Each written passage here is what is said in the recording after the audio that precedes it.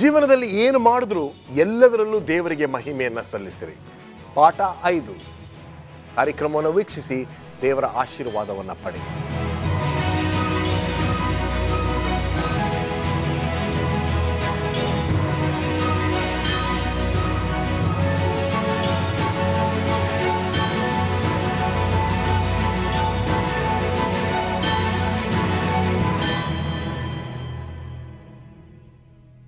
ನಮಸ್ಕಾರ ಪ್ರಿಯ ವೀಕ್ಷಕರೇ, 5ನೇ ಪಾಠಕ್ಕೆ ನಿಮ್ಮೆಲ್ಲರಿಗೂ ಆದರದ ಸ್ವಾಗತ. ಕೊರಿಂಥ ಸಭೆಯಿಂದ ಬಹಳಷ್ಟು ವಿಚಾರಗಳನ್ನು ಈ ತ್ರೈಮಾಸಿಕದಲ್ಲಿ ನಾವು ಕಲಿತಾ ಇದ್ದೀವಿ. ಅದರಲ್ಲೂ ವಿಶೇಷವಾಗಿ ಪೌಲನ ಸುವಾರ್ಥ ಸೇವೆಯಲ್ಲಿ ಬೋಧಕರುಗಳಿಗೆ, ಸುವಾರ್ಥಕರಿಗೆ ಬೇಕಾಗಿರ್ತಕ್ಕಂಥ ಅಮೂಲ್ಯವಾಗಿರ್ತಕ್ಕಂಥ ವಿಷಯಗಳನ್ನು ನಾವು ಕಲಿತಾ ಇದ್ದೀವಿ. 5ನೇ ಪಾಠಕ್ಕೆ ಮತ್ತೊಮ್ಮೆ ನಿಮ್ಮೆಲ್ಲರಿಗೂ ಸ್ವಾಗತ. ಬನ್ನಿ ನಮ್ಮ ಅತಿಥಿಗಳನ್ನು ಸ್ವಾಗತ ಮಾಡಿ ನಮ್ಮ ಈ ಕಾರ್ಯಕ್ರಮಕ್ಕೆ ಚಾಲನೆಯನ್ನು ನೀಡೋಣ. ಬೋಧಕರಾಗಿರ್ತಕ್ಕಂಥ ಮುತ್ತು ಮ್ಯಾಥ್ಯೂ, ಬೋಧಕರಾಗಿರ್ತಕ್ಕಂಥ ರಾಜದಾಸ್ ಮತ್ತು ಬೋಧಕರಾಗಿರ್ತಕ್ಕಂಥ ಪ್ರಸನ್ನಕುಮಾರ್, ನಮಸ್ಕಾರ. ತುಂಬ ಸಂತೋಷ ನಮ್ಮ ಈ ಕಾರ್ಯಕ್ರಮಕ್ಕೆ ನೀವು ಬಂದಿದ್ದು. ಎಲ್ಲ ಮಹಿಮೆಯು ದೇವರಿಗೆ ಹೋಗಲಿ ಅಂತಕ್ಕಂಥ ವಿಚಾರವನ್ನು ನಾವು ಇವತ್ತು ನೋಡ್ತಾ ಇದ್ವಿ. All glory to God. ಸ್ಮರಣ ವಾಕ್ಯವನ್ನು ಬಹಳಷ್ಟು ಸರಿ ಇದನ್ನು ನಾವು ಉಪಯೋಗಿಸಿದ್ದೀವಿ, ದುರುಪಯೋಗಿಸ್ಕೊಂಡಿದ್ದೀವಿ ಈ ವಚನವನ್ನು. Let us read 1 Corinthians chapter 10 verses 31. ದೇವರ ವಾಕ್ಯ ಈ ರೀತಿ ಹೇಳುತ್ತೆ, ಹೀಗಿರಲಾಗಿ ನೀವು ಉಂಡರೂ ಕುಡಿದರೂ ಇನ್ನೇನು ಮಾಡಿದರೂ ಎಲ್ಲವನ್ನು ದೇವರ ಘನತೆಗಾಗಿ ಮಾಡಿರಿ. ಇದು ಸಾಧ್ಯವೇ pastor Prasannakumar? Whatever you eat, drink or whatever you do it all for the glory of God. ದೇವರ ಮಹಿಮೆಗೋಸ್ಕರ ನೀವು ಊಟ ಮಾಡಿರಿ, ದೇವರ ಮಹಿಮೆಗೋಸ್ಕರ ಕುಡೀರಿ, ದೇವರ ಮಹಿಮೆಗೋಸ್ಕರ ಏನಾದರೂ ಮಾಡಿ ಅಂತ ಹೇಳಲ್ಪಟ್ಟಿದೆ. ಸ್ವಲ್ಪ ಅದನ್ನು ವಿವರಿಸಿ ನಮಗೆ. ಇದನ್ನು ಬಹಳ ಸೂಕ್ಷ್ಮವಾಗಿ, ಗಂಭೀರವಾಗಿ ತೆಗೆದುಕೊಳ್ಬೇಕಾದಂಥ ವಿಷಯ. ಎಲ್ಲವನ್ನೂ ದೇವರ ಮಹಿಮೆಗೋಸ್ಕರ ಮಾಡಿ ಎಂಬುದಾಗಿ ಹೇಳುವಾಗ ನಾವು ಮಾಡ್ತಕ್ಕಂಥ ಕ್ರಿಯೆಯಲ್ಲಿ ದೇವರ ಮಹಿಮೆ ಒಂದು ತಾನ ಎಂಬತಕ್ಕಂಥ ಪ್ರಶ್ನೆ ನಮಗೆ ಬರಬೇಕು. ಮೊದಲನೇದಾಗಿ ಒಂದನ್ನು ಅರ್ಥ ಮಾಡ್ಕೊಳ್ಳಿ, ಕೆಲವು ಸಾರಿ ನಾವು ಮಾಡೋದು ನಮಗೆ ತಪ್ಪು ಅಂತ ಗೊತ್ತಿರ್ತದೆ, ಆದರೆ ಅದನ್ನು ಹೊರಗಿನವರಿಗೆ ತೋರುವಿಕೆಗೋಸ್ಕರ ನಾನೇನೂ ಮಾಡಿಲ್ಲ. ಸೊ ಮೊದಲು ನನಗೆ ಅರಿವಾಗಬೇಕು, ಆಗ ನಾನು ದೇವರ ಮಹಿಮೆಯನ್ನು ಪಡಿಸಲಿಕ್ಕೆ ಸಾಧ್ಯ ಆಗ್ತದೆ. ಇಲ್ಲಿ ಕೊರಿಂಥದವರಿಗೆ ಬರೆದ ಪತ್ರಿಕೆ, ಮೊದಲನೇ ಪತ್ರಿಕೆ 8-10 ವಚನಗಳನ್ನು ನಾವು ನೋಡುವಾಗ ಪೌಲನು ಲೈಂಗಿಕತೆಯ ಬಗ್ಗೆ ಚರ್ಚೆಯನ್ನು ಮಾಡ್ತಾ ಇದ್ದಾನೆ. ಅದನ್ನು ಮಾಡುವಾಗ ಕೆಲವು ಪತ್ರಗಳನ್ನು ಬರೀತಾನೆ, ಎಚ್ಚರಿಕೆಯ ಪತ್ರಗಳನ್ನು ಬರೀತಾನೆ. ಆ ಕೊರಿಂಥ ಸಭೆಯಲ್ಲಿ ಆಗ್ತಕ್ಕಂಥ ಇಂತಹ ಘಟನೆಗಳು ನಿಮ್ಮನ್ನು ದೇವರಿಂದ ದೂರ ಮಾಡುತ್ತದೆ. ವಿಶೇಷವಾಗಿ ವಿಗ್ರಹಾರಾಧನೆ, ಜಾರತ್ವ, ಅನೈತಿಕ ಸಂಬಂಧ, ಇವೆಲ್ಲವೂ ಸಹ ದೇವರಿಗೆ ವಿರೋಧವಾದಂಥ ಕಾರ್ಯಗಳು. ಇವುಗಳನ್ನು ಮಾಡುವಾಗ ನೀವು ಎಚ್ಚರಿಕೆಯನ್ನು ವಹಿಸಬೇಕು. ಇದರಿಂದ ದೇವರಿಗೆ ಅವಮಾನವಾಗ್ತದೆ ಹೊರತು ಮಹಿಮೆಯಂತೂ ಆಗೋದಿಲ್ಲ. ಎಷ್ಟೋ ವಿಷಯಗಳನ್ನು ಪೌಲನು ಪ್ರಸ್ತಾಪ ಮಾಡ್ತಾ ಇದ್ದಾನೆ. ಅದರಲ್ಲಿ ಪ್ರಾಮುಖ್ಯವಾದಂಥ 2 ವಿಷಯಗಳು ಅಂದರೆ, ಒಂದು ವಿಗ್ರಹಾರಾಧನೆ, ಇನ್ನೊಂದು ಅನೈತಿಕ ಸಂಬಂಧಗಳು. ಇವನ್ನು ಕೆಲವು ಅಧ್ಯಾಯಗಳಲ್ಲಿ ಪೌಲನು ಸ್ಪಷ್ಟವಾಗಿ ತಿಳಿಸ್ತಾ ಇದ್ದಾನೆ. ಇದನ್ನು ಮಾಡೋದರಿಂದ ಖಂಡಿತವಾಗಿಯೂ ನೀವು ದೇವರಿಗೆ ಅಗೌರವವನ್ನು ತರುತ್ತೀರಾ.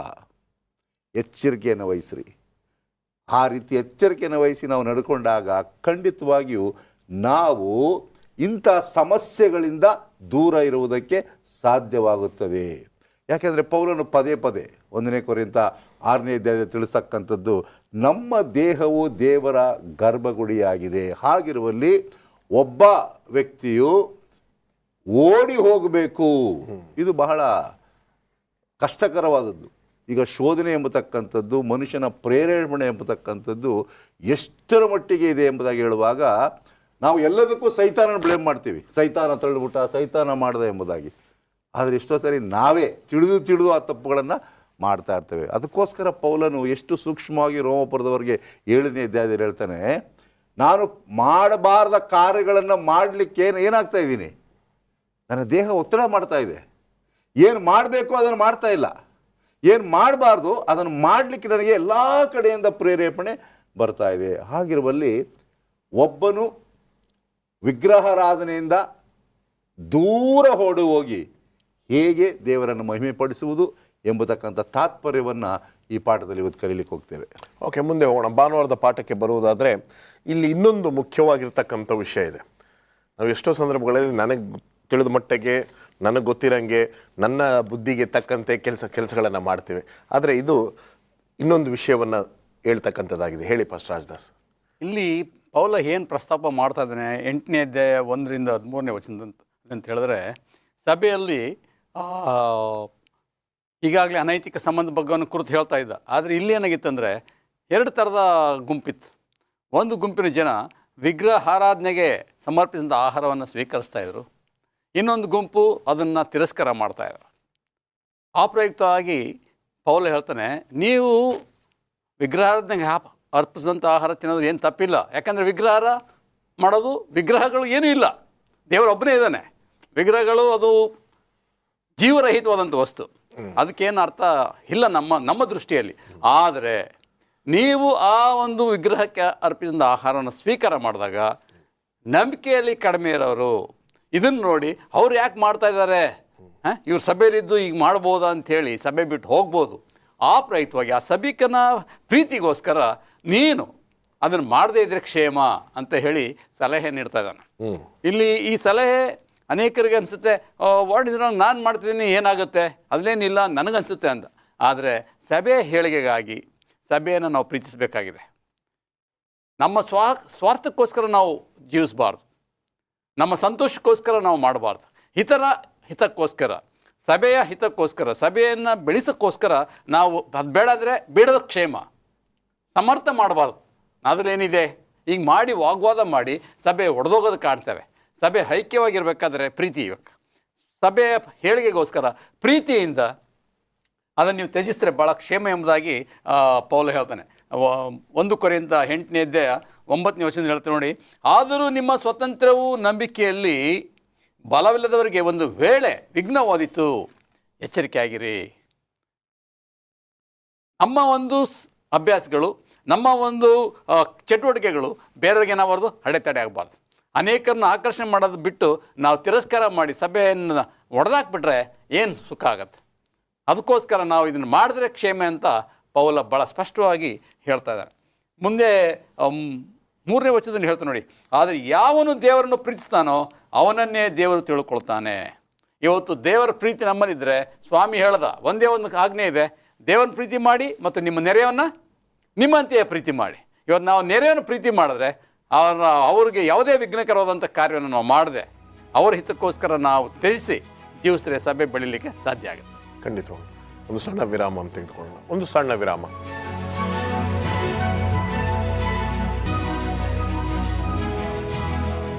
ಮರಳಿ ಸ್ವಾಗತ. ಬನ್ನಿ ನಮ್ಮ ಚರ್ಚೆಯನ್ನು ಮುಂದುವರಿಸ್ಕೊಂಡು ಹೋಗೋಣ. ಒಂದು ನೂತನವಾಗಿರ್ತಕ್ಕಂಥ ಪ್ರೀತಿ ಯಾಕೆ ನೂತನ ಅಂತ ನಾನು ಅವರು ನಿಮಗೆ ಹೇಳುವಾಗ ಅರ್ಥ ಆಗುತ್ತೆ. ಹೇಳಿ, ಸೋಮವಾರದ ಪಾಠದ ಶಿರೋನಾಮೆ ನಿಸ್ವಾರ್ಥ ಪ್ರೀತಿ. ಪೌಲನು ತೋರಿಸಿದಂತಹ ಪ್ರೀತಿ ಈ ಭಾಗದಲ್ಲಿ ನಾವು ಕಲಿತೇವೆ ನೋಡಿ. 1ನೇ ಕೊರಿಂಥ 9ನೇ ಅಧ್ಯಾಯ 4, 5, 6 ವಾಕ್ಯಗಳನ್ನು ನಾವು ಈ ಭಾಗದಲ್ಲಿ ಕಲೀಲಿಕ್ಕೆ ಹೋಗ್ತಿದ್ದೇವೆ. ಒಂದೊಂದಾಗಿ ನಾನು ಓದ್ತೇನೆ. ಬಹಳ ಸೊಗಸಾಗಿ ಪೌಲನು ಈ ಭಾಗದಲ್ಲಿ ಮಾತನಾಡೋದನ್ನು ನಾವು ಕಾಣಬಹುದು. ಅನ್ನಪಾನಗಳಿಗೆ ನಮಗೆ ಹಕ್ಕಿಲ್ಲವೇ? ಇಲ್ಲಿ ಪೌಲನು ಮಾತನಾಡ್ತಿರುವುದು ಅನ್ನಪಾನಗಳ ಕುರಿತಾಗಿ ಮಾತನಾಡ್ತಾ ಇಲ್ಲ, ಬದಲಾಗಿ ಆತನು ಮಾತನಾಡುತ್ತಿರುವುದು ಆರ್ಥಿಕ ವಿಷಯದ ಕುರಿತಾಗಿ. ನೋಡಿ, ಅನ್ನಪಾನಗಳಿಗೆ ನಮಗೆ ಹಕ್ಕಿಲ್ಲವೇ ಎಂಬಂತಹ ಒಂದು ಪ್ರಶ್ನೆಯನ್ನು ಇಲ್ಲಿ ಪೌಲನು ಮಾಡುತ್ತಿರುವಾಗ ಆತನು ಮಾತನಾಡುತ್ತಿರುವುದು ಹಣದ ವಿಚಾರವಾಗಿ ಎಂಬುದಾಗಿ ನಾವಿಲ್ಲಿ ಕಲಿಬೋದು. ನಾವು ಸೇವೆಯನ್ನು ಮಾಡ್ತಿದ್ದೇವೆ, ಸೇವೆ ಮುಖಾಂತರ ನಾವು ಬದುಕಬೇಕಲ್ಲವೇ ಎಂಬ ವಿಚಾರವಾಗಿ ಪೌಲನು ಮಾತನಾಡ್ತಾ ಇದ್ದಾನೆ. ಇಲ್ಲಿ ಬೇರೆ ಅನ್ಯ ಧರ್ಮದವರು ಸಹ ಅಂದಿನ ಕಾಲದಲ್ಲಿ ಏನು ಮಾಡ್ತಿದ್ರಪ್ಪ ಅಂತಂದರೆ ಹಣವನ್ನು ಸಂಗ್ರಹಣೆ ಮಾಡ್ತಿದ್ರು ಅವರ ಜೀವನೋಪಾಯಕ್ಕಾಗಿ. ಆ ರೀತಿ ನಾನು ಕೂಡ ಮಾಡಬಹುದಲ್ವೇ ಎಂಬ ಕುರಿತಾಗಿ ಇಲ್ಲಿ ಪೌಲನು ಮಾತನಾಡ್ತಾ ಇದ್ದಾನೆ. ಆತನು ಹಾಗೆ ಮಾಡದ ನಿಸ್ವಾರ್ಥ ಸೇವೆಯನ್ನು ಮಾಡಿದ, ನಿಸ್ವಾರ್ಥ ಪ್ರೀತಿಯನ್ನು ಪೌಲನು ಪ್ರಕಟಿಸಿದ ಎಂಬುದಾಗಿ ನಾವಿಲ್ಲಿ ಗಮನಿಸಬಹುದಾಗಿದೆ. ಎರಡನೇದಾಗಿ 1ನೇ ಕೊರಿಂಥ 9ನೇ ಅಧ್ಯಾಯ 5ನೇ ವಾಕ್ಯವನ್ನು ಓದೋಣ. ಕ್ರೈಸ್ತ ಸಹೋದರಿಯಾಗಿರುವ ಹೆಂಡತಿಯನ್ನು ಕರೆಕೊಂಡು ಸಂಚರಿಸುವುದಕ್ಕೆ ಮಿಕ್ಕಾದ ಅಪೋಸ್ತಲರಂತೆಯೂ ಕರ್ತನ ತಮ್ಮಂದಿರಂತೆಯೂ ಕೇಫನಂತೆಯೂ ನಮಗೆ ಹಕ್ಕಿಲ್ಲವೇ? ಎರಡನೇದಾಗಿ ಆತನು ಏನು ಹೇಳ್ತಿದ್ದಾನಪ್ಪ ಅಂತಂದರೆ, ನಿಮ್ಮ ಮಡದಿಯನ್ನು ಈ ಸೇವೆಗಾಗಿ ನೀವು ತೆಗೆದುಕೊಂಡು ಹೋಗಬೇಕು ಎಂಬ ವಿಚಾರವಾಗಿಯೂ ಸಹ ಇಲ್ಲಿ ಪೌಲನು ಪ್ರಸ್ತಾಪ ಮಾಡ್ತಿದ್ದಾನೆ. ಸತ್ಯವೇದದಲ್ಲಿ ಅಂತಹ ಉದಾಹರಣೆಗಳು ಕೂಡ ಉಂಟು. ಅಕ್ವಿಲ ಮತ್ತು ಪ್ರಿಸಿಲ ಅವರ ಒಂದು ಸನ್ನಿವೇಶವನ್ನು ನಾವು ಕಾಣ್ತೇವೆ. ಜುನಿಯಾ ಮತ್ತು ಆಂಡ್ರೋನಿಕಸ್ ಎಂಬಂತಹ ಇಬ್ಬರು ವ್ಯಕ್ತಿಗಳನ್ನು ಕೂಡ ನಾವು ನೋಡ್ತೇವೆ. ಇವರು ಕುಟುಂಬವಾಗಿ ಹೋಗಿ ಹೆಂಡತಿ ಮತ್ತು ಗಂಡ ಇಬ್ಬರೂ ಕೂಡ ಸುವಾರ್ಥ ಸೇವೆಯನ್ನು ಮಾಡಿದಂತಹ ಒಂದು ಸನ್ನಿವೇಶದ ಕುರಿತಾಗಿ ಇಲ್ಲಿ ಪೌಲನು ಮಾತನಾಡ್ತಾ ಇದ್ದಾನೆ. ಆದರೆ ಪೌಲನು ಇಲ್ಲಿ ಮದುವೆ ಆಗಿರಲಿಲ್ಲ, ಆತನಿಗೆ ವಿವಾಹವಾಗಿರಲಿಲ್ಲ. ಆ ವ್ಯಕ್ತಿ ಸೇವೆಯನ್ನು ಮಾಡುತ್ತಿರುವಾಗ ಒಬ್ಬೊಂಟಿಗನಾಗಿ ಹೋಗದೆ ಆತನ ಏನು ಮಾಡ್ತಾನಪ್ಪ ಅಂತಂದರೆ ಬಾರ್ನಬನನ್ನು ಕರೆದುಕೊಂಡು ಹೋಗ್ತಾನೆ. ಇಲ್ಲಿ ನಾವು ಗಮನಿಸಬೇಕು, ಪೌಲನು ಸೇವೆ ಮಾಡುತ್ತಿದ್ದಾನೆ. ಅಷ್ಟು ಮಾತ್ರವೇ ಅಲ್ಲ, ತನ್ನ ಜೀವನೋಪಾಯಕ್ಕಾಗಿ ಹಣಕಾಸಿನ ಸಂಗ್ರಹಣೆ ಆಗಬೇಕಲ್ವೇ, ಆದ್ದರಿಂದ ಅದನ್ನ ಏನು ಮಾಡ್ತಾನಪ್ಪ ಅಂತಂದರೆ ಟೆಂಟನ್ನು ಮಾಡಲಿಕ್ಕೆ ಅದನ್ನು ಪ್ರಾರಂಭ ಮಾಡ್ತಾನೆ. ಟೆಂಟ್ಗಳನ್ನು ಮಾಡಿಕೊಂಡು ಅದನ್ನು ಏನು ಮಾಡ್ತಾನಪ್ಪ ಅಂದರೆ ತನ್ನ ಸೇವೆಯನ್ನು ಮುಂದುವರಿಸಿಕೊಂಡು ಹೋಗೋದನ್ನು ನಾವಿಲ್ಲಿ ಕಾಣಬಹುದಾಗಿದೆ. 9ನೇ ಅಧ್ಯಾಯ 1 ಕೊರಿಂಥ 9ನೇ ಅಧ್ಯಾಯ 6ನೇ ವಾಕ್ಯದಲ್ಲಿ ಪೌಲನು ಹೇಳ್ತಿದ್ದಾನೆ, ಕೈ ಕೆಲಸವನ್ನು ಮಾಡದೇ ಜೀವಿಸುವುದಕ್ಕೆ ನನಗೂ ಬಾರ್ನಬನಿಗೂ ಮಾತ್ರ ಹಕ್ಕಿಲ್ಲವೇ. ಕೈ ಕೆಲಸವನ್ನು ಮಾಡದೆ ನಾವು ಬದುಕ್ಬೋದಲ್ಲವೇ, ಆದರೂ ಕೂಡ ನನ್ನ ಸೇವೆಯನ್ನು ಮಾಡಿಕೊಂಡು ನನ್ನ ಕೆಲಸವನ್ನು ಕೂಡ ನಾನು ಮಾಡಿಕೊಳ್ತಿದ್ದೇನೆ ಎಂಬುದಾಗಿ ಪೌಲನು ಹೇಳ್ತಿದ್ದಾನೆ. ಬಾರ್ನಬನು ಏನು ಕೆಲಸ ಮಾಡ್ತಿದ್ದ ಎಂಬುದಾಗಿ ಸತ್ಯವೇದ ನಮಗೆ ಸ್ಪಷ್ಟವಾಗಿ ತಿಳಿಸೋದಿಲ್ಲ. ಬದಲಾಗಿ ಪೌಲನು ಏನು ಮಾಡ್ತಿದ್ದಾನೆ ಎಂಬ ವಿಚಾರವಾಗಿ ಸತ್ಯವೇದ ಸ್ಪಷ್ಟವಾಗಿ ತಿಳಿಸುತ್ತೆ. ನೋಡಿ, ಸುವಾರ್ಥ ಸೇವೆಯನ್ನು ಮಾಡುವವನು ಸುವಾರ್ಥ ಸೇವೆಯ ಮುಖಾಂತರ ಜೀವನ ಮಾಡಬೇಕಂತೆ. ಆದರೆ ಪೌಲನು ಏನನ್ನೂ ಕೂಡ ಯಾರಿಂದಲೂ ಸಹ ಆಶಿಸದೆ ಆತನು ಒಂದು ನಿಸ್ವಾರ್ಥ ಪ್ರೀತಿಯನ್ನು ತೋರಿಸ್ತಾನೆ, ನಿಸ್ವಾರ್ಥವಂತಹ ಸೇವೆಯನ್ನು ತೋರಿಸ್ತಾನೆ. ಈ ಒಂದು ಗುಣ ಇಂದಿನ ಸೇವಕರಿಗೆ ದೊಡ್ಡ ಸವಾಲು ಎಂಬುದಾಗಿ ಹೇಳಿದ್ರೆ ಖಂಡಿತವಾಗ್ಲೂ ತಪ್ಪಾಗೋದಿಲ್ಲ. ವಂಡರ್ಫುಲ್. ಮುಂದೆ ಹೋಗೋಣ. ಇಲ್ಲಿ ಒಂದು ಮುಖ್ಯವಾಗಿರ್ತಕ್ಕಂಥ ಒಂದು ವಿಷಯ, ಯಾಕೋ ಒಂದು ಸರಿ ನಾವು ಯಾವಾಗಲೂ ಕಲಿಯೋದಿಲ್ಲ. ಮೊದಲಾಯಿತು ನಮ್ಮ ಜೀವನದಲ್ಲಿ ಈ ಘಟನೆ, ಆ ಘಟನೆಯಿಂದ ನಾವು ಏನು ಕಲಿತಿದ್ದೇವೆ ಎಂಬತಕ್ಕಂಥ ವಿಷಯನೇ ಬರೋದಿಲ್ಲ ಚರ್ಚೆಗೆ. ಸೊ ಏನು ನೂತನವಾಗಿ ಇನ್ನೊಂದು ಸರಿ ಆ ತಪ್ಪನ್ನ ಮಾಡ್ತಾ ಇದ್ದೀವಿ, ಇದುವರೆಗೂ ಮಾಡೇ ಇಲ್ಲ ತಪ್ಪು ಅನ್ನೋ ರೀತಿಯಲ್ಲಿ ತಪ್ಪು ಮಾಡ್ತಾ ಇರ್ತೀವಿ. ಆದರೆ ನಾವು ಚರಿತ್ರೆಯಲ್ಲಿ ಕಲಿಬೇಕಾಗಿರ್ತಕ್ಕಂಥದ್ದು. ಹೇಳಿ. ಬಹಳ ಪ್ರಾಮುಖ್ಯವಾಗಿ ಪೌಲನು ಹೇಳ್ತಾನೆ, ತನ್ನ ಸ್ವಂತ ಅನುಭವವನ್ನು ಆತನು ಹೇಳ್ತಾ ಇದ್ದಾನೆ. ಮೊದಲು ನಾನು ಉದಾಹರಣೆಯಾಗಿದ್ದೆ, ಈ ಉದಾಹರಣೆಯನ್ನು ನೀವು ಅನುಸರಿಸಬೇಕು. ಆತನು ಇನ್ನೂ ಮುಂದೆ ಹೋಗಿ ಆತನು ಹೇಳ್ತಾನೆ 1ನೇ ಕೊರಿಂಥದವರಿಗೆ 11ನೇ ಅಧ್ಯಾಯ 1ನೇ ವಚನದಲ್ಲಿ, ನಾನು ಕ್ರಿಸ್ತನನ್ನು ಅನುಸರಿಸುವಂತೆಯೇ ನೀವು ನನ್ನನ್ನು ಅನುಸರಿಸಿರಿ. ಅಂದರೆ ಪೌಲನು ಹೇಳ್ತಾ ಇಲ್ಲ ನನ್ನನ್ನು ಅನುಸರಿಸಿ ಎಂಬುದಾಗಿ. ನಾನು ಕ್ರಿಸ್ತನ ಅನುಸ್ಕೊಳ್ಸ್ಕೊಂಡು ಈ ರೀತಿ ಇದ್ದೇನೆ, ನೀವು ಸಹ ಅದೇ ರೀತಿಯಲ್ಲಿ ಇರಬೇಕೆಂಬುದಾಗಿ. 1ನೇ ಕೊರಿಂಥ 10ನೇ ಅಧ್ಯಾಯದಲ್ಲಿ ಬಹಳ ಪ್ರಾಮುಖ್ಯವಾದ ವಿಷಯವನ್ನು ಈತನು ಯಾವುದು ಹೇಳ್ತಾನೆ ಅಂದರೆ ವಿಗ್ರಹಾರಾಧನೆ ಬಗ್ಗೆ. ಹಿಂದೆ ಇಸ್ರಾಯೇಲ್ ಜನಾಂಗದವರು ಅರಣ್ಯದಲ್ಲಿ ಹೇಗಿದ್ದರು, ಅವರಿಂದ ನಾವು ಯಾವ ಪಾಠವನ್ನು ಕಲಿತುಕೊಳ್ಳಬಹುದು ಎಂಬುದನ್ನು 1ನೇ ಕೊರಿಂಥ 10ನೇ ಅಧ್ಯಾಯ 8ನೇ ವಚನದಿಂದ ಆತನು ನಮಗೆ ತಿಳಿಸುವಂತ 7ನೇ ವಚನದಿಂದ ನೋಡೋಣ. ಅವರಲ್ಲಿ ಕೆಲವರು ವಿಗ್ರಹಾಧಕರಾಗಿದ್ದರು, ಜನರು ಉಣ್ಣುವುದಕ್ಕೂ ಕುಡಿಯುವುದಕ್ಕೂ ಕುಳಿತುಕೊಂಡರು, ಕುಣಿದಾಡುವುದಕ್ಕೆ ಎದ್ದರು ಎಂದು ಬರೆದಿದೆಯಲ್ಲ, ನೀವು ವಿಗ್ರಹಾರಾಧಕರಾಗಬೇಡಿರಿ. ಅಂದರೆ ಅವ್ರು ಮಾಡ್ತಾ ಇದ್ರು ಎಂಬುದಾಗಿ ನೀವು ಮಾಡೋ ಅವಶ್ಯಕತೆ ಇಲ್ಲ. ಅವ್ರು ಹೀಗಿದ್ರು, ಅದರಿಂದ ನೀವು ತಿದ್ದುಕೊಳ್ಳಿ, ನೀವು ಹೀಗಾಗ್ರಿ. ಮುಂದೆ ಹೇಳ್ತಾ ಇದ್ದಾನೆ, ಅವರಲ್ಲಿ ಕೆಲವರು ಜಾರತ್ವ ಮಾಡಿ ಒಂದೇ ದಿನದಲ್ಲಿ 23,000 ಮಂದಿ ಸತ್ತರು, ನಾವು ಜಾರತ್ವ ಮಾಡದೆ ಇರೋಣ. ಸೊ ಒಂದೊಂದರಲ್ಲೂ ಪೌಲನು ಎಚ್ಚರಿಕೆಯನ್ನು ನೀಡ್ತಾ ಇದ್ದೇನೆ. ಇಸ್ರಾಯೇಲ್ ಜನಾಂಗದವರು ಈಗ ತಪ್ಪು ಮಾಡಿದ್ರು, ಅದರ ನಿಮಿತ್ತವಾಗಿ ಶಿಕ್ಷೆ ಆಯಿತು ಅವರಿಗೆ. ನೀವು ತಪ್ಪು ಮಾಡಬೇಡಿ, ಶಿಕ್ಷೆಯನ್ನು ಅನುಭವಿಸಬೇಡಿ ಎಂಬುದಾಗಿ. ಸೊ ಇಲ್ಲಿ ಹಿಂದಿನ ಪಾಠಗಳಿಂದ ಅನೇಕ ವಿಷಯಗಳನ್ನು ಕಲಿತುಕೊಳ್ಬೇಕು. ಒಂದು ವೇಳೆ ಕಲಿತುಕೊಂಡು ನಾವು ತಿದ್ದದೇ ಇದ್ದರೆ ನಮ್ಮಂಥ ಮೂರ್ಖರು ಇನ್ನೊಬ್ಬರಿರಲು ಸಾಧ್ಯವಿಲ್ಲ. ಇವತ್ತು ನಾವೇನಾಗ್ತಾ ಇದ್ದೀವಿ ಅಂದರೆ, ಈಗ ತಾನು ನೀವು ಹೇಳಿದಾಗೆ ಪಾಪಗಳು ಹೊಸದಾಗಿ ಉದ್ಭವ ಆಗ್ತವೆ.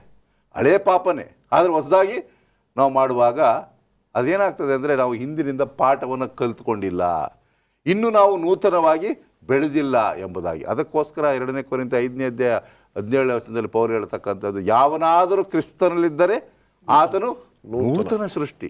ಅಂದರೆ ನಿಮ್ಮಲ್ಲಿ ಇನ್ನೂ ಕ್ರಿಸ್ತನು ಇಲ್ಲ. ಆ ಕ್ರಿಸ್ತನು ಇಲ್ಲದ ನಿಮಿತ್ತವಾಗಿ ನೀವು ಕ್ರೈಸ್ತಿಯ ಜೀವಿತವನ್ನು ನಡೆಸ್ತಾ ಇಲ್ಲ. ನಿಮ್ಮ ಅನುಭವ ಇಸ್ರಾಯೇಲರಂತೆ ಇದೆ ಇನ್ನುವೇ. ಅದಕ್ಕೋಸ್ಕರ ಆತನು ಎಚ್ಚರಿಕೆಯನ್ನು ನೀಡ್ತಾ ಇದ್ದೇನೆ. ಯಾವನಾದರೂ ತನ್ನನ್ನು ಸಂಪೂರ್ಣವಾಗಿ ನಾನು ತಿದ್ದುಕೊಂಡಿದ್ದೇನೆ, ನಾನು ಒಳ್ಳೆಯವನಾಗಬೇಕು ಅಂದರೆ 12ನೇ ವಚನದಲ್ಲಿ ಹೇಳ್ತಾನೆ, ಆದ ಕಾರಣ ನಿಂತಿದ್ದೇನೆಂದು ನೆನೆಸುವವನು ಬೀಳದಂತೆ ಎಚ್ಚರಿಕೆಯಾಗಿರಲಿ. ಎಚ್ಚರಿಕೆಯಾಗಿರಬೇಕು. ನಾನು ಸ್ಥಿರವಾಗಿದ್ದೇನೆ, ನನಗೆ ಶೋಧನೆ ಬರಲ್ಲ, ನನಗೇನು ಆಗೋಲ್ಲ, ನಾನು ಸತ್ಯವನ್ನು ತಿಳ್ಕೊಂಡಿದ್ದೇನೆ, ಇದ್ಯಾವುದು ನಿಮ್ಮನ್ನು ಕಾಪಾಡೋದಿಲ್ಲ. ಎಚ್ಚರಿಕೆಯನ್ನು ವಹಿಸಬೇಕು. ಯಾಕಂದರೆ ಸೈತಾನನು ಯಾರನ್ನು ನುಂಗಲಿ ಎಂಬುದಾಗಿ ಕಾಯ್ಕೊಂಡಿರುವಾಗ ನಾವು ಸುಲಭವಾಗಿ ಸೈತಾನಿಗೆ ಆಗ್ತೇವೆ. ಸತ್ಯವೇದವು ಬಹಳ ಸ್ಪಷ್ಟವಾಗಿ ಹೇಳ್ತದೆ, ಮನುಷ್ಯರು ಸಹಿಸಬಹುದಾದ ಶೋಧನೆಯೇ ಹೊರತು ಬೇರೆ ಯಾವುದು ನಿಮಗೆ ಸಂಭವಿಸುವುದಿಲ್ಲ. ದೇವರು ನಂಬಿಗಸ್ತನು, ನಿಮ್ಮ ಶಕ್ತಿ ಮೀರುವ ಶೋಧನೆ ನಿಮಗೆ ಬರಮಾಡದೆ ನೀವು ಅದನ್ನು ಸಹಿಸುವುದಕ್ಕೆ ಶಕ್ತರಾಗುವಂತೆ ಶೋಧನೆಯಾಗುತ್ತಲೇ ತಪ್ಪಿಸಿಕೊಳ್ಳುವ ಮಾರ್ಗವನ್ನು ಸಿದ್ಧ ಮಾಡುವನು. ಶೋಧನೆಯಿಂದ ಯಾರು ಸಹ ತಪ್ಪಿಸಿಕೊಳ್ಳಲು ಸಾಧ್ಯವಿಲ್ಲ. ಇಲ್ಲಿ ತುಂಬ ಚೆನ್ನಾಗಿದೆ. ನಾವು ಎಷ್ಟು ಶೋಧನೆಗೆ ಒಳಗಾಗ್ತೀವೋ ಅಷ್ಟೇ ದೇವರು ಕೊಡೋದು, ಅದಕ್ಕಿಂತ ಹೆಚ್ಚಿನ ರೀತಿಯಲ್ಲಿ ಕೊಡೋದಿಲ್ಲ ಎಂಬತಕ್ಕಂಥದ್ದನ್ನು ಲೇಖಕರು ಬರೆದಿದ್ದಾರೆ. ಒಂದು ಕಾಲದಲ್ಲಿ ಈ ರೀತಿ ಇದ್ವಿ, ಈಗ ಬದಲಾವಣೆ ಹೊಂದಿದ್ದೇವೆ ಎಂಬತಕ್ಕಂಥ ಒಂದು ಪ್ರಾರ್ಥನೆ ನಮ್ಮದಾಗಿರಲಿ. ಈಗ ಒಂದು ಸಣ್ಣ ವಿರಾಮ.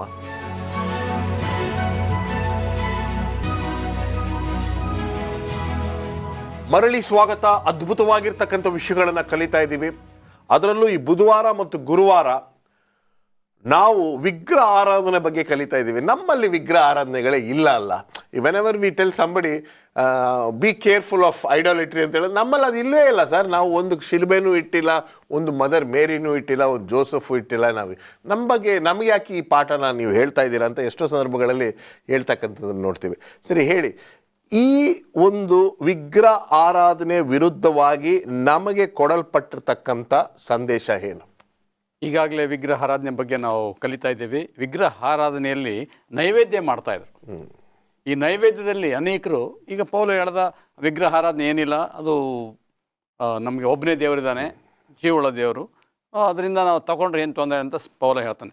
ಆ ಪ್ರಯುಕ್ತವಾಗಿ ಅದನ್ನು ತಗೊಂಡಾಗ ಏನಾಗ್ತದೆ ಅಂತ ಹೇಳಿದ್ರೆ ಅದರಲ್ಲಿ ನಾವು ಪಾಲ್ಗೊಂಡಾಗತ್ತೆ. ಇವತ್ತು ನಾವು ಕರ್ತನ ಮೇಜಿನ ಸಂಸ್ಕಾರದಲ್ಲಿ ಪಾಲ್ಗೊಳ್ತೇವೆ. ಅದರ್ಥ ಏನು? ಕ್ರಿಸ್ತನ ಮರಣದಲ್ಲಿ ನಾವು ಪಾಲ್ಗೊಳ್ತೇವೆ, ಆತನ ಮರಣವನ್ನು ನಾವು ಅಂಗೀಕರಿಸ್ಕೊಳ್ತೇವೆ, ಆತನ ರಕ್ತದಿಂದ ನಮಗೆ ಪಾಪ ಪರಿಹಾರ ಆಗುತ್ತೆ ಎಂಬ ಸಾಂಕೇತದಿಂದ ರೊಟ್ಟಿ ಮತ್ತು ದ್ರಾಕ್ಷರಸವನ್ನು ನಾವು ಸ್ವೀಕರಿಸ್ತೇವೆ. ಆಗ ಕ್ರಿಸ್ತನಲ್ಲಿ ಪಾಲ್ಗೊಂಡಾಗಾಯಿತು. ಈ ರೀತಿ ಮಾಡಿದಾಗ, ಅದೇ ರೀತಿ ನೀವು ವಿಗ್ರಹ ಆರಾಧನೆಗೆ ನೈವೇದ್ಯ ಮಾಡಿದ ಆಹಾರ ಸೇವನೆ ಮಾಡಿದಾಗ ಆಗ ನೀವು ಯಾರಲ್ಲಿ ಪಾಲ್ಗೊಂಡಾಗಾಯಿತು? ದೇವಗಳೊಡನೆ ಪಾಲ್ಗೊಂಡಾಗಾಯಿತು ಅಂತ ನಾನು ಹೇಳ್ತಾ ಇಲ್ಲ. ವಾಕ್ಯ ಭಾಳ ಸ್ಪಷ್ಟವಾಗಿ ಹೇಳುತ್ತೆ. 1 ಕೊರಿಂಥ 10ನೇ ಅಧ್ಯಾಯ 20-21 ಆದರೆ ಅನ್ಯ ಜನರು ತಾವು ಅರ್ಪಿಸುವ ಬಲಿಗಳನ್ನು ದೇವರಿಗಲ್ಲ ದೆವ್ವಗಳಿಗೆ ಅರ್ಪಿಸುತ್ತಾರೆ ಎಂದು ನನ್ನ ಅಭಿಪ್ರಾಯ. ನೀವು ದೆವ್ವಗಳೊಡನೆ ಭಾಗಿಗಳಾಗಿರಬೇಕೆಂಬುದು ನನ್ನ ಇಷ್ಟವಲ್ಲ. ನೀವು ಕರ್ತನ ಪಾತ್ರೆ ಮತ್ತು ದೆವ್ವಗಳ ಪಾತ್ರೆ ಇವುಗಳೊಳಗೆ ಒಂದರಲ್ಲಿಯೇ ಹೊರತು ಎರಡರಲ್ಲಿಯೂ ಕುಡಿಯಲಾರಿರಿ. ಕರ್ತನ ಪಂಕ್ತಿ ಮತ್ತು ದೆವ್ವಗಳ ಪಂಕ್ತಿ ಇವುಗಳಿಗೆ ಒಂದರಲ್ಲಿಯೇ ಹೊರತು ಎರಡರಲ್ಲಿಯೂ ಊಟ ಮಾಡಲಾರಿರಿ. ಇವತ್ತು ಕ್ರೈಸ್ತರಾಗಿ ಅವರು ವಿಗ್ರಹಕ್ಕೆ ಅರ್ಪಿಸಿದಂಥ ನೈವೇದ್ಯದಲ್ಲಿ ಪಾಲ್ಗೊಂಡಾಗ ನೀವು ಅದ್ರಲ್ಲಿ ಪಾಲ್ಗೊಳ್ತಿದ್ದೀರಾ, ವಿಗ್ರಹ ಆರಾಧನೆಗೆ ಸಮಾನ ಆಗುತ್ತೆ.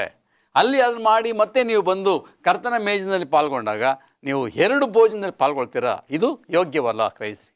ಇದರಿಂದ ನೀವು ದೂರವಾಗಿರಬೇಕು ಎಂಬುದಾಗಿ ನೇರವಾಗಿ ಪೌಲ ಕೊರಿಂಥ ಸಭೆಗೆ ಎಚ್ಚರಿಕೆ ನೀಡ್ತಾ ಇದ್ದಾನೆ. ಇವತ್ತು ಅನೇಕರು ನೀವು ಹೇಳೋದು ವಿಗ್ರಹ ಆರಾಧನೆ ಅಂತ ಹೇಳಿದ್ರೆ ಯಾವುದನ್ನು ನಾವು ದೇವ್ರಿಗೆ ಹೆಚ್ಚಾಗಿ ಪ್ರೀತಿ ಮಾಡ್ತೀವಿ ಅದೇ ವಿಗ್ರಹ ಆರಾಧನೆ ಆಗುತ್ತೆ. ಇವತ್ತು ನಮ್ಮ ಊಟನೇ ಇರ್ಬೋದು, ಅಥವಾ ನಮ್ಮ ಮಡದಿ ಮಕ್ಕಳೇ ಇರ್ಬೋದು, ನಮ್ಮ ಕೆಲಸ ಕಾರ್ಯಗಳಿರ್ಬೋದು, ಯಾವುದೇ ಇದ್ರೂ ದೇವರಿಗಿಂತ ಹೆಚ್ಚಾಗಿ ನಾವು ಘನತೆಯನ್ನು ಕೊಡಬಾರ್ದು ಮತ್ತು ಮಾನ್ಯತೆಯನ್ನು ನೀಡಬಾರ್ದು. ಅದಕ್ಕೆ ಸ್ವಾಮಿ ಹೇಳ್ತಾನೆ, ನಿನ್ನ ದೇವರಾದ ಯೆಹೋವನನ್ನು ಪೂರ್ಣ ಹೃದಯದಿಂದ, ಪೂರ್ಣ ಶಕ್ತಿಯಿಂದ, ಪೂರ್ಣ ಪ್ರಾಣದಿಂದ ಪ್ರೀತಿ ಮಾಡಬೇಕೆಂದಾಗಿ ಧರ್ಮೋಪದೇಶ ಕಂಡ 6ನೇದಲ್ಲಿ ಹೇಳ್ತಾನೆ. ಮತ್ತು ಹೊಸ ಒಡಂಬಡಿಕೆಯಲ್ಲೂ ಸಹ ಸ್ವಾಮಿ ಅದೇ ಹೇಳ್ತಾನೆ, love your god with all your heart ಅಂತೇಳಿ. ಇವತ್ತು ಯಾವಾಗ ನಾವು ಸ್ವಾಮಿಗೂ ಸಮರ್ಪಣೆ ಮಾಡ್ತೇವೆ ಆಗ ನಮಗೆ ಬೇರೆ ಕಡೆ ಮನಸ್ಸು ಹೋಗ್ಲಿಕ್ಕೆ ಸಾಧ್ಯತೆ. ಎರಡನ್ನೂ ಮಾಡ್ಲಿಕ್ಕೆ ಟ್ರೈ ಮಾಡಿದಾಗ ಸ್ವಾಮಿ ಹೇಳ್ತಾನೆ, ನೀವು ತಣ್ಣಗೂ ಅಲ್ಲ ಬೆಚ್ಚಗೂ ಅಲ್ಲ, ಉಗುರು ಬೆಚ್ಚತಾನ ಅಂತ ಹೇಳುತ್ತೆ. ಈ ನ್ಯೂಟ್ರಲ್ ಲೈಫ್, ಮಧ್ಯಾಂತರ, ಆ ಕಡೆಗೂ ಇಲ್ಲ ಈ ಕಡೆಗೂ ಇಲ್ಲ, ಅದು ದೀಪದ ಮೇಲೆ ಗೋಡೆ ಮೇಲೆ ದೀಪ ಇಟ್ಟಂಗೆ ಅಂತಹ ಜೀವಿತ ಇರಬಾರ್ದು. ನಾವು ಸ್ವಾಮಿಯನ್ನು ಪ್ರೀತಿ ಮಾಡಿದ್ರೆ ಒಂದು ನಿರಾಕರಿಸಬೇಕು, ಸತ್ಯವನ್ನು ಸ್ವೀಕರಿಸಬೇಕು.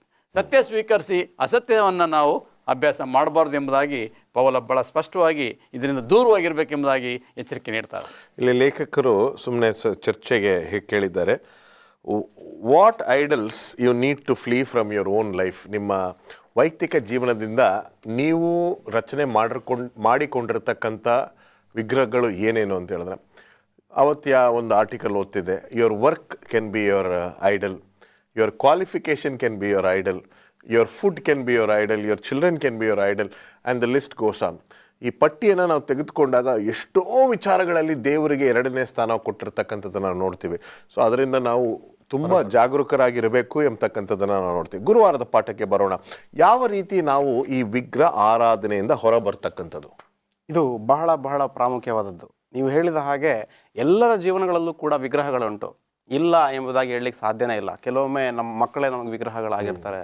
ನಾವು ಮಾಡುವಂತಹ ಕೆಲಸ, ನಮಗಿರುವಂತಹ ವ್ಯಸನಗಳು ಪ್ರತಿಯೊಂದನ್ನು ಕೂಡ ನಮಗೆ ವಿಗ್ರಹಗಳಾಗಿ ಇಂದು ಕಂಡು ಬರಬೇಕು. ಆ ವಿಗ್ರಹಾರಾಧನೆಯಿಂದ ನಾವು ಹೊರಗಡೆ ಬರಬೇಕು. ಯಾವ ರೀತಿ ಎಂಬುದಾಗಿ ನಾವು ಗಮನಿಸೋದಾದರೆ, ಇಲ್ಲಿ ಪೌಲನು 1 ಕೊರಿಂಥ 10ನೇ ಅಧ್ಯಾಯದಲ್ಲಿ ಯೇಸು ಸ್ವಾಮಿಯವರು ಮಾತನಾಡಿದಂತಹ ಕೆಲವು ಮಾತುಗಳನ್ನು ಹೇಳ್ತಾರೆ. ಏನು ಮಾತಾಡ್ತಾರೆ ಎಂಬುದಾಗಿ ನಾವು ನೋಡುವಾಗ, ಯೇಸು ಸ್ವಾಮಿಯವರು ಮಾರ್ಕನ ಸುವಾರ್ತೆ 12ನೇ ಅಧ್ಯಾಯ 28ರಿಂದ 30 ವಚನಗಳಲ್ಲಿ ನಾವು ನೋಡುವಾಗ 10 ಆಜ್ಞೆಗಳನ್ನು 2 ಭಾಗಗಳಾಗಿ ವಿಂಗಡಿಸ್ತಾರೆ. ಮೊದಲ 4 ಆಜ್ಞೆಗಳು ದೇವರನ್ನು ಪ್ರೀತಿಸುವುದು. ಎರಡನೇ ಭಾಗ 5ರಿಂದ 10 ಆಜ್ಞೆಗಳು ಅದು ಮನುಷ್ಯನನ್ನು ಪ್ರೀತಿಸುವುದು. ಈ 2 ಭಾಗಗಳನ್ನು ಯೇಸು ಸ್ವಾಮಿಯವರು ಹೇಳ್ತಾರೆ. ದೇವರನ್ನು ಪ್ರೀತಿಸು ಮತ್ತು ಮನುಷ್ಯನನ್ನು ಕೂಡ ನೀನು ಪ್ರೀತಿಸು, ನಿನ್ನ ನೆರೆಹೊರೆಯನ್ನು ನಿನ್ನಂತೆಯೇ ಪ್ರೀತಿಸು ಎಂಬುದಾಗಿ ಯೇಸು ಸ್ವಾಮಿಯವರು ನುಡಿತಾರೆ. ಅದೇ ಮಾತುಗಳನ್ನು ಪೌಲನು ಏನು ಮಾಡ್ತಿದ್ದಾನಪ್ಪ ಅಂತಂದರೆ ಈ 1 ಕೊರಿಂಥ 10ನೇ ಅಧ್ಯಾಯದಲ್ಲಿ ತಿಳಿಸ್ತಾ ಇದ್ದಾನೆ. ನಾವಿಲ್ಲಿ ಗಮನಿಸಬೇಕಾದಂತಹ ಮತ್ತೊಂದು ವಿಚಾರ ಏನು ಎಂಬುದಾಗಿ ನಾವು ನೋಡುವಾಗ, ಮಾರ್ಕನ ಸುವಾರ್ತೆ 10ನೇ ಅಧ್ಯಾಯದಲ್ಲಿ ಒಬ್ಬ ದ ರಿಚ್ ಯಂಗ್ ರೂಲರ್ ಬರ್ತಾರೆ. ಬಂದು ಆ ಯವನಸ್ಥನ ಏನು ಹೇಳ್ತಾನಪ್ಪ ಅಂತಂದರೆ, ಸ್ವಾಮಿ, ನಾನು ಪರಲೋಕವನ್ನು ಪಡೆದುಕೊಳ್ಬೇಕಂದ್ರೆ ಏನು ಮಾಡಬೇಕಪ್ಪ? ಹೋಗು, ನಿನಗೆ ದಶಾಜ್ಞೆಗಳು ಗೊತ್ತುಂಟಲ್ವೇ, ಅದನ್ನು ನೀನು ಪಾಲಿಸು, ನಿನ್ನ ತಂದೆ ತಾಯಿಯನ್ನು ಸನ್ಮಾನಿಸು, ಕದಿಬೇಡ, ಸುಳ್ಳನ್ನು ಹೇಳಬೇಡ, ನರಹತ್ಯೆ ಮಾಡಬೇಡ ಎಂಬುದಾಗಿ ಹೇಳುವಾಗ, ಇವೆಲ್ಲವನ್ನು ಸ್ವಾಮಿ ನಾನು ಚಿಕ್ಕಂದಿನಿಂದಲೇ ನಾನು ಪಾಲಿಸ್ಕೊಂಡು ಬಂದಿದ್ದೇನಪ್ಪ ಎಂಬುದಾಗಿ ಹೇಳುವಾಗ, ಆದರೆ ನಿನ್ನಲ್ಲಿ ಒಂದು ಕೊರತೆ ಉಂಟು.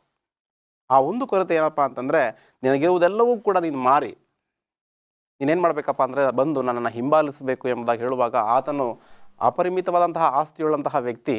ಆ ವ್ಯಕ್ತಿ ಏನು ಮಾಡ್ತಾನಪ್ಪ ಅಂತಂದರೆ ಬಹಳ ದುಃಖತಪ್ತನಾಗಿ ತುಂಬ ಬಾಧೆಯಿಂದ ಅಲ್ಲಿಂದ ಹೊರ ನಡೆಯೋದನ್ನು ನಾವು ಕಾಣ್ತಿದ್ದೇವೆ. ಅನೇಕ ಬಾರಿ ನಮ್ಮ ರಕ್ಷಣೆಗೆ ಅಡ್ಡಿ ಉಂಟಾಗುವುದು ನಮಗಿರುವಂತಹ ವಿಗ್ರಹಗಳೇ.